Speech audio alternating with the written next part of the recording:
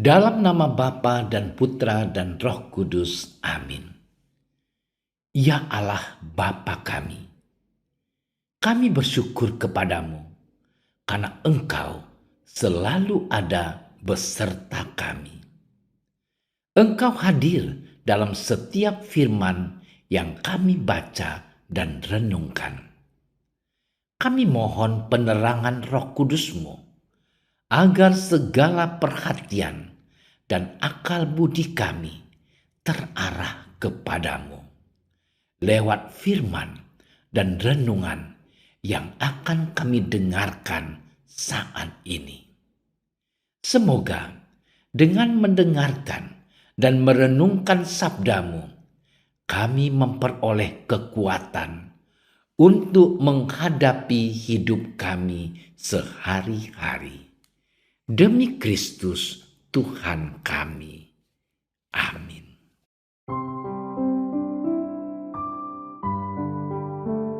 Pada suatu hari Sabat, Yesus datang ke rumah salah seorang pemimpin dari orang-orang Farisi untuk makan di situ.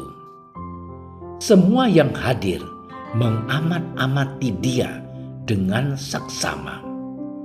Karena Yesus melihat bahwa tamu-tamu berusaha menduduki tempat-tempat kehormatan, ia mengatakan perumpamaan ini kepada mereka. Kalau seorang mengundang engkau ke pesta perkawinan, janganlah duduk di tempat kehormatan.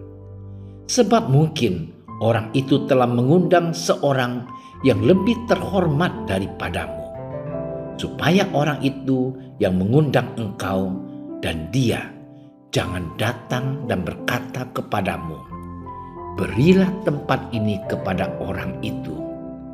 Lalu engkau dengan malu harus pergi duduk ke tempat yang paling rendah. Tetapi apabila engkau diundang, pergilah duduk di tempat yang paling rendah. Mungkin tuan rumah akan datang dan berkata kepadamu, sahabat, silakan duduk di depan. Dan dengan demikian engkau akan menerima hormat di depan mata semua tamu yang lain. Sebab barang siapa meninggikan diri, ia akan direndahkan. Dan barang siapa merendahkan diri, ia akan ditinggikan. Demikianlah sabda Tuhan. Saudara-saudariku yang dikasihi Tuhan, hal merendahkan hati memang berbeda dari merendahkan diri.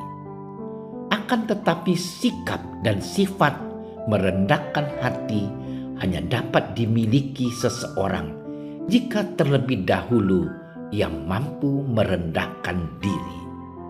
Merendahkan diri bukan menuntun kita menjadi inferior atau merasa tidak pantas diri dan memandang pesimis terhadap kehidupan ini.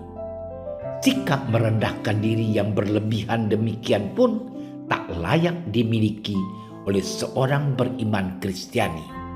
Sebab kita memang dan sungguh bernilai di hadapan Allah, Sang Pencipta kita.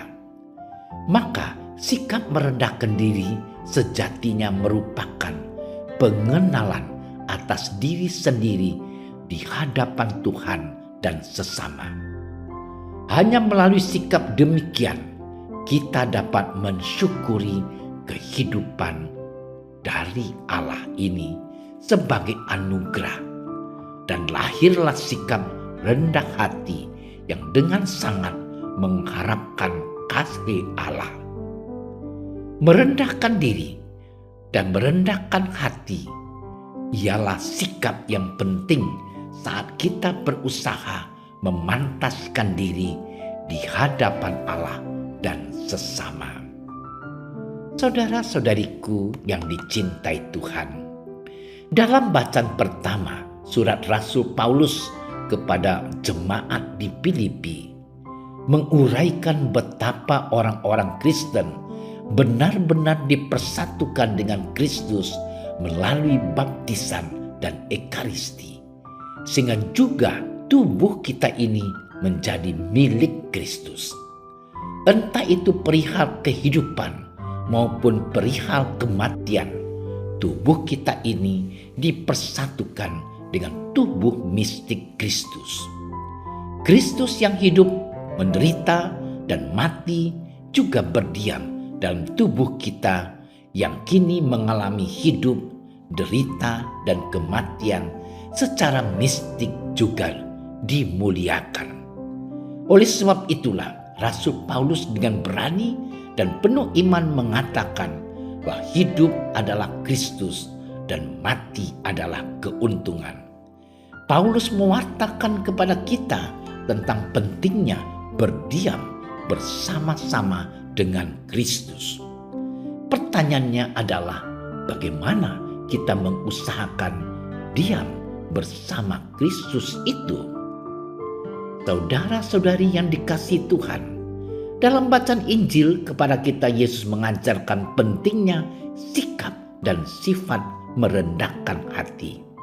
Dalam perumpamaan diajarkan bagaimana seorang tamu mengusahakan sikap rendah diri di hadapan sesama, yaitu si tuan rumah perjamuan yang mengadakan pesta itu. Status tamu akan menjadi terhormat apabila memiliki pengertian tentang sikap hormat dan merendahkan diri di antara kehadiran para tamu yang lain. Kita, saudara-saudariku yang terkasih, sebagai orang beriman, diharapkan agar kita mampu menempatkan sikap hati dan pikiran bersama-sama dengan Kristus. Kepada kita dituntut usaha, kerendahan hati dalam hidup berdampingan dengan sesama, yang dengannya kita turut menghadirkan Kristus dalam perkataan dan perbuatan kita.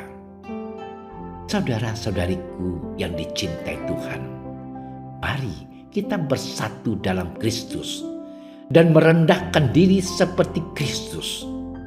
Kelak kita mendapat tempat yang layak dalam perjamuan kudus bersama Bapa di surga. Selamat bermenung. Tuhan memberkati kita. Ya Bapa, tuntunlah hati kami agar selalu menghadirkan Engkau dalam kebersamaan kami sebagai sesama. Hanya dengan cara merendahkan hati, kami akan menemukan-Mu dalam hidup di dunia ini dan kelak dalam kehidupan yang kekal. Demi Kristus, Tuhan dan Juru Selamat kami. Amin. Kami berdiri di hadapan-Mu, ya Roh Kudus. Pada saat kami berkumpul di dalam nama-Mu, bersama-Mu sendiri yang membimbing kami, membuat diri-Mu nyaman berdiam di hati kami. Ajarilah kami jalan yang harus kami tempuh dan bagaimana kami harus mengikuti jalan itu. Kami lemah dan berdosa. Jangan biarkan kami mendukung kekacauan. Jangan biarkan kebodohan menuntun kami ke jalan yang salah. Jangan pula keberpihakan mempengaruhi tindakan-tindakan kami. Kiranya kami menemukan di dalam Engkau kesatuan kami, agar kami boleh berjalan bersama menuju kehidupan abadi dan tidak menyimpang dari jalan kebenaran dan apa yang benar. Semua ini kami mohon kepadamu yang berkarya di setiap tempat dan waktu, dalam persekutuan dengan Bapa dan Putra, untuk selama-lamanya. Amin. Bapa kami yang ada di surga, dimuliakanlah nama-Mu. Datanglah kerajaan-Mu. Jadilah kehendak-Mu di atas bumi seperti di dalam surga. Berilah kami rezeki pada hari ini, dan ampunilah kesalahan kami, seperti kami pun mengampuni yang bersalah kepada kami. Dan janganlah masukkan kami ke dalam percobaan, tetapi bebaskanlah kami dari yang jahat. Amin. Salam Maria, penuh rahmat, Tuhan sertamu. Terpujilah engkau di antara wanita, dan terpujilah buah tubuhmu Yesus. Santa Maria, Bunda Allah, doakanlah kami yang berdosa ini, sekarang dan waktu kami mati. Amin.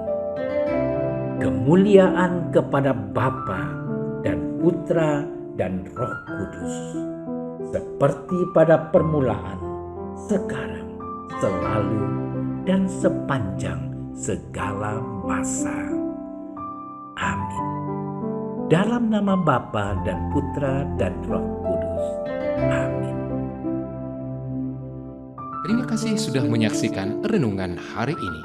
Jangan lupa like, subscribe, dan aktifkan tombol loncengnya agar Anda yang pertama mendapatkan notifikasi updatean renungan harian dari Komsos Keuskupan Padang, dan bagikan ke sosial media agar saudara-saudara kita dapat mendengarkan dan merenungkan firman Tuhan.